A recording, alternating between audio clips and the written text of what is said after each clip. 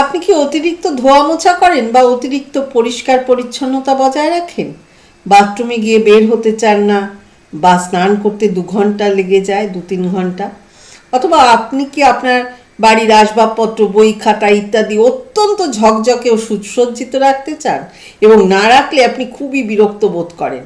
অথবা আপনি কি যে কোনো জিনিস নিয়ে খুব খুঁতখুঁতে, প্রত্যেকটা জিনিস সন্দেহ করেন, একটু চেক করেন, যেমন তালা ঠিকভাবে লাগিয়েছেন কিনা, বারবার টেনে টেনে দেখেন চাবি লাগানো হয়েছে কিনা, বাড়ির সুইচ ঠিকঠাক অফ হয়েছে কিনা বারবার টিপে টিপে দেখেন, এইসব নিয়ে বারবার চেক করেন?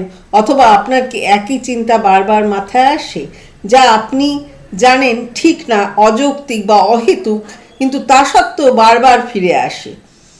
যদি এসব লক্ষণ আপনার মধ্যে থাকে, তাহলে আপনি সম্ভবত ওসিডি বা অবসেসিভ কম্পালসিভ ডিসঅর্ডার নামক মানসিক রোগে ভুগছেন। কিন্তু আসার কথা হলো, চিকিৎসা গ্রহণের মাধ্যমে এটি সম্পূর্ণ নিয়ন্ত্রণে আনা যায়।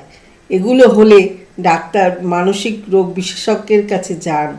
চিকিৎসা করালে সম্পূর্ণ সুস্থ হবে, মানে অনেকটাই নিয়ন্ত্রণে চলে আসবে সবটাই। ভালো থাকবেন, ভালোবাসায় থাকবেন।